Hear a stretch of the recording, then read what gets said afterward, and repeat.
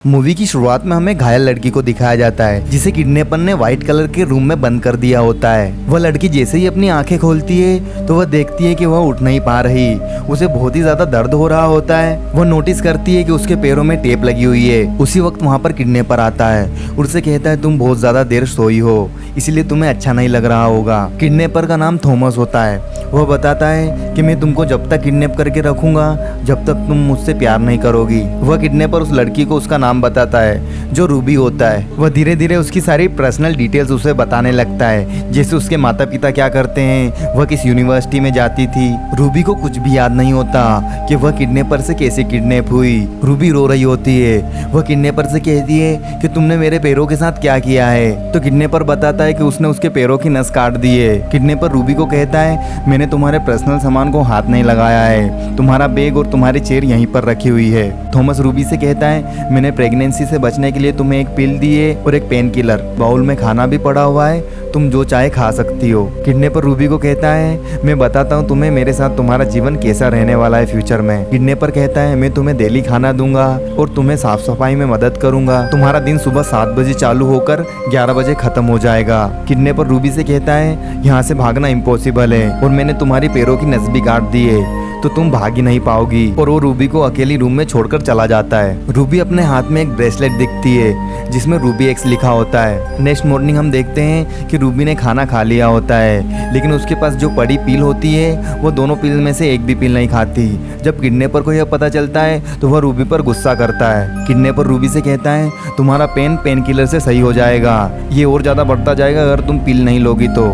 लेकिन रूबी उसे नहीं लेती। जब किडनैपर जा रहा होता है तो रूबी उससे कहती है तुम मेरे साथ ऐसा क्यों कर रहे हो, लेकिन किडनैपर उसका रिप्लाई नहीं देता और वह रूम छोड़कर चला जाता है। अगला सीन हमें उसी दिन का दिखाया जाता है जहाँ पर पूरे रूम में रेड लाइट होती है। थॉमस एंटर करता है रूम में और रूबी को सुला देता है ताकि वह अच्छे से सो पाए। अगली सुबह वापस से थॉमस आता है। रूबी अभी भी सो रही होती है। थॉमस खाने की प्लेट को नीचे रखकर दीवार पर एक मुक्का मारता है जिससे रूबी की जो नींद होती है वह खुल जाती है। असलियत में रूबी जो होती है वह नाटक कर रही होती है। वह किडनैपर के जाते ही अपना बैग चेक करने लगती है। रूबी अपना बैग खोलकर देखती है तो उसमें मिरर दिखता है, उसमें उसका आईडी भी होता है। वह उसे घूरने लगती है, तभी उसे शेडो दिखती है। इसका मतलब होता है थॉमस वहाँ पर आ रहा होता है। तो वह जल्दी से सारा सामान पैक कर वहाँ उसकी जगह पर वापस आने लगती है, लेकिन वह बॉल को छिपाना भूल जाती है। लेकिन वह थॉमस के आने से पहले उसे पिछले वाले पॉकेट में रख लेती है। थॉमस रूबी के लिए खाना लाया होता है।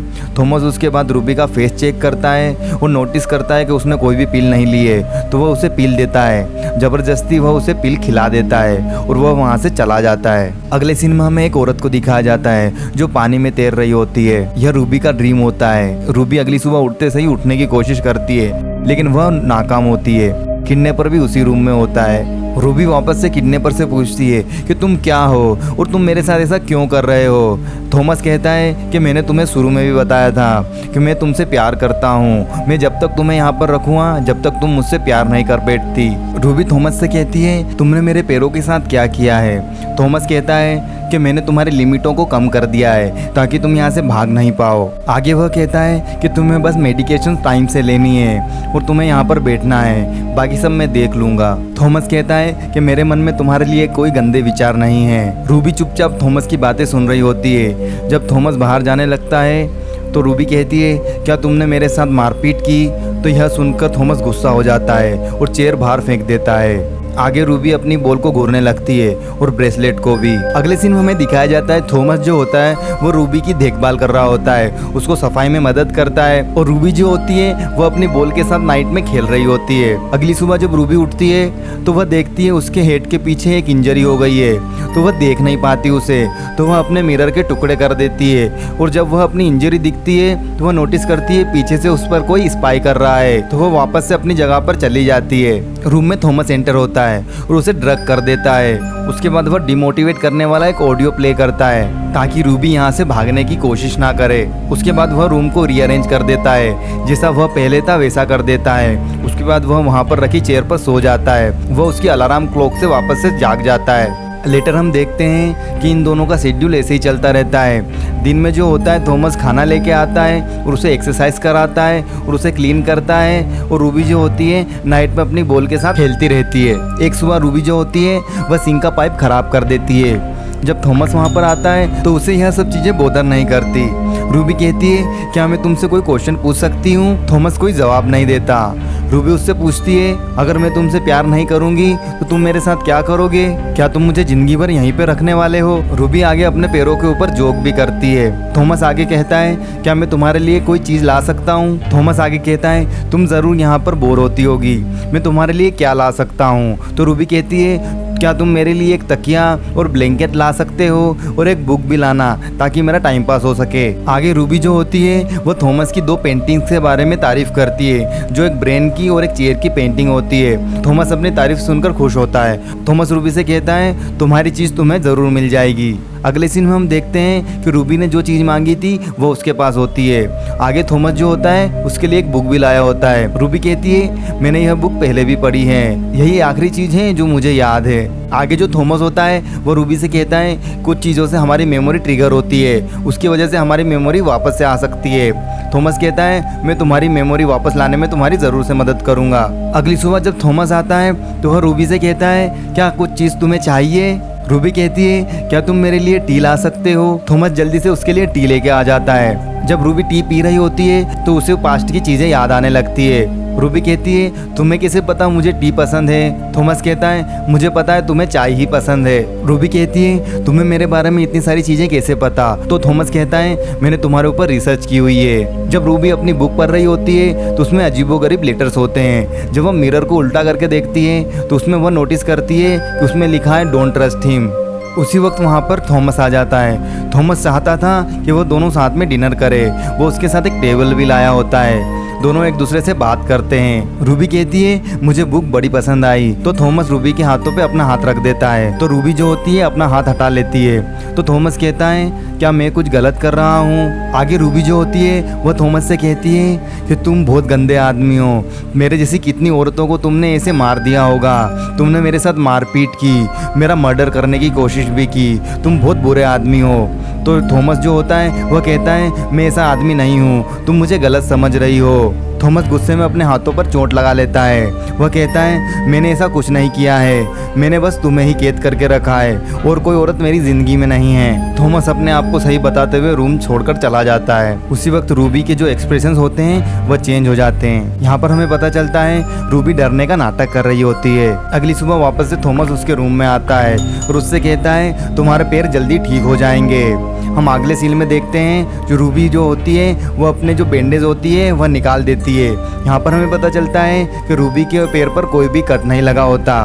वह जल्दी से डोर के ऊपर जाती है और डोर को खोलने लगती है और रूबी को यहाँ पर हेलुसिनेशन होने लगता है। रूबी डोर को अनलॉक करने का विचार छोड़ देती है और वापस से अपनी बुक पढ़ने लग जाती है। वह जब बुक पढ़ रही होती है तो वो उसकी जो इंक होती है वो उसके हाथों में लग जाती है। तो वह नोटिस करती है कि यहाँ पर उसने माचिस की तीलियों से लिखा होता है। यह उसकी पुरानी याद होती है। वह जब उसी रूम में उसी जगह चेक करती है तो उसे बहुत सारी माचिस की तीलियां उसे मिलती है और उसे पता चलता है कि इन्हीं माचिस की तीलियों की वजह से उसे मैसेज मिल पाया। थॉमस एंटर हो जाता है रूम में। दोनों रोमांटिक बातें करने लगते हैं। थॉमस का मूड आज बहुत ज्यादा रोमांटिक भी होता है। थॉमस कहता है हमें हमारी जिंदगी वापस से शुरू करनी चाहिए और रूबी हाँ करती है। आगे रूबी जो होती है वो थॉमस को कहानी सुनाने लगती है कि कैसे वह एक डूबते हुए पानी में होती है और धीरे धीरे उसका हाथ जो होता है वो माचिस की तीली को लेने के लिए और धीरे धीरे उसका हाथ जो होता है वो माचिस की तीली की ओर होता है। लेकिन जैसे ही वह तीली की ओर पहुंचती है तो थॉमस उसका हाथ उसके ऊपर रख देता है जिससे वह तीली उठा नहीं पाती। उसी वक्त रूबी खांसी का नाटक करके वह तीली उठा लेती है। अगले सीन में हम देखते हैं थॉमस रूबी की हेल्प कर रहा होता है चलने में। रूबी के पैर सही होते हैं, वह एक्सरसाइज कर रही होती है। रूबी के पैर सही होते हैं, वह नाटक कर रही होती है ताकि वह थॉमस को बेवकूफ बनाकर वहां से भाग सके। आगे हम देखते हैं रूबी एक वर्ड लिखती है जिसका मतलब होता है अकेले ही लड़ना है। आगे हम देखते हैं रूबी जो होती है वह पुशअप्स लगा रही होती है। तभी वह थॉमस के आने की आवाज़ आती है तो वह पुशअप्स करना रोककर उसकी बुक को पढ़ने का नाटक करती है। तभी थॉमस आकर उसको कहता है कि तुम्हें एक्सरसाइज करनी चाहिए ताकि तुम्हें चलने में आसानी हो। रूबी हाँ कर देती है। शाम को थॉमस बहुत अच्छा डिनर प्लान करता है और कहता है आज का जो खाना है वो बहुत स्पेशल है, तुम्हें ज़रूर से टेस्ट करना चाहिए। रूबी जैसे ही वह खाना खाती है तो वह पुरानी मेमोरी में चली जाती है जहाँ पर थॉमस और वह दोनों एक साथ डेट पर होते हैं और दोनों एक दूसरे के साथ बहुत ज़्यादा कंफर्टेबल होते हैं। थॉमस आगे उसके लिए एक गिफ्ट लाया होता है। वह गिफ्ट पहनाता है और उसके फोरहेड पर किस भी करता है। आगे रूबी जो होती है वो थॉमस से कहती है कि हम पहले साथ में थे। तो थॉमस कहता है हाँ, हम दोनों लवर्स थे। रूबी की आंखों में आंसू होते हैं और वह थॉमस को देखकर खुश होती है। जब वह रूम के पीछे देखती है तो वहाँ पर एक कॉर्नर में वह देखती है कि कुछ नावें चल रही है। यह देखकर वह खुश होती है। एक दिन जब थॉमस सो रहा होता है तो रूबी उसको सोता हुआ देख वहाँ से भागने की कोशिश करती है। जब वह डोर के पास जा रही होती है तो थॉमस कहता है कि बाहर बहुत ज्यादा ठंड है, तुम्हें यहीं रुकना चाहिए। तो वह डोर खोलने की बजाय अपनी बॉल उठाकर वहाँ पर बैठ जाती है। रात को जब थॉमस जो होता है वह रूबी को ब्लैंकेट ओढ़ा रहा होता है, तभी रूबी को जो है एक मेमोरी याद आती है जिसमें दोनों इंटीमेट हो रहे होते हैं। अगले दिन थॉमस और रूबी एक साथ डांस करते हैं। रूबी को पुरानी याद आने लगती है जिसमें वह एक दूसरे के साथ डांस कर रहे होते हैं और थॉमस अपने प्यार को रूबी को जाहिर करता है और रूबी हाँ कर देती है और दोनों एक दूसरे से किस करते हैं। रूबी थॉमस से कहती है कि वह उस पर पूरा बिलीव करती है और वह मान गई है कि वह दोनों साथ में थे। आगे थॉमस रिमोट कंट्रोल के बारे में बताता है रूबी को, से वह पूरे रूम को कंट्रोल करता है। आगे रूबी उस रिमोट कंट्रोल की सहायता से म्यूजिक लगाती है और थॉमस के सामने डांस करती है। रूबी किस करते करते रोने लगती है। रूबी कहती है हम दोनों इस सिचुएशन में कैसे फंस गए। तो थॉमस उसे पास्ट की लाइफ एक्सप्लेन करने लगता है। सीन कट होता है रूबी और उसके दोस्त निक के पास। निक जो होता है वो रूबी से बहुत ज्यादा फ्लर्ट करने लगता है। निक रूबी का रूममेट होता है। रूबी थॉमस का वेट कर रही होती है लेकिन थॉमस की ट्रेन छूट जाती है। इसकी वजह से निक और रूबी जो होते हैं वह अकेले ही अपने घर चले जाते हैं। थॉमस रूबी को फोन करके कहता है कि वह उसके फ्रेंड रोब के साथ आ रहा है। निक जो होता है वह रूबी को किस करने की कोशिश करता है लेकिन रूबी उसे रिफ्यूज कर देती है तो वह उसका रेप करने लगता है। जब थॉमस वहाँ पर पहुँचता है तो वह निक को मार देता है। थॉमस और रोब रूबी को कैरी करके वहाँ से लेके चले जाते हैं। आगे थॉमस को पता चलता है कि रूबी ने अपनी याददाश्त को खो दिया है। थॉमस और रोब रूबी को उसकी मेमोरी वापस से लाना चाहते थे। रोब थॉमस और रूबी को एक आइसलैंड पे छोड़ देता है और वह वहाँ से चला जाता है। थॉमस जो रहता है वो रूबी को एक कैदी की तरह रखता है ताकि उसकी याददाश्त वापस आ सके। जब थॉमस और रूबी की बीमारी के बारे में रिसर्च करता है तो उसे एमनीजिया के बारे में पता चलता है, जिसके कारण एक आदमी को आज क्या किया वह कल याद नहीं रहता। धीरे धीरे थॉमस जो है वह रूबी के स्लीप पैटर्न को फॉलो करने लगा और उसे अलग अलग तरीके से ट्रिगर करने लगा ताकि उसे पुरानी यादें याद आ सके, लेकिन वह हर तरीके से फेल होने लगता है। तो वह धीरे धीरे रूबी को एक स्टोरी में फंसाने लगा। वह किडनैपर बन गया और बार बार एक ही चीज को रिपीट करने लगा, जिसकी वजह से रूबी जो है वह प्रोग्रेस करने लगी और आज रूबी बहुत ज्यादा प्रोग्रेस कर चुकी है। यह सारी कहानी सुनने के बाद रूबी जो है वह थॉमस को गले लगा लेती है और रोने लगती है। रूबी बहुत ज्यादा रोने लगती है और फिर दोनों एक दूसरे के साथ सेक्स करने लगते हैं। दोनों एक दूसरे का साथ बहुत ज्यादा एंजॉय करते हैं। जब सुबह रूबी उठती है तो वह थॉमस का गला काट देती है और रेंगते हुए वह रूम से बाहर चली जाती है और वह बाहर निकलते निकलते वापस से बेहोश हो जाती है। जब उसकी नींद खुलती है तो वह एक हॉस्पिटल में होती है और हॉस्पिटल में जो डॉक्टर होता है वह उससे कहता है कि वह जल्दी ठीक हो जाएगी। और जैसे ही वह डॉक्टर बाहर आता है तो वह थॉमस निकलता है और थॉमस का जो साइकिल होता है वो वापस से चालू हो जाता है और यह मूवी यहीं पे ख़त्म हो जाती है। Thank you for watching.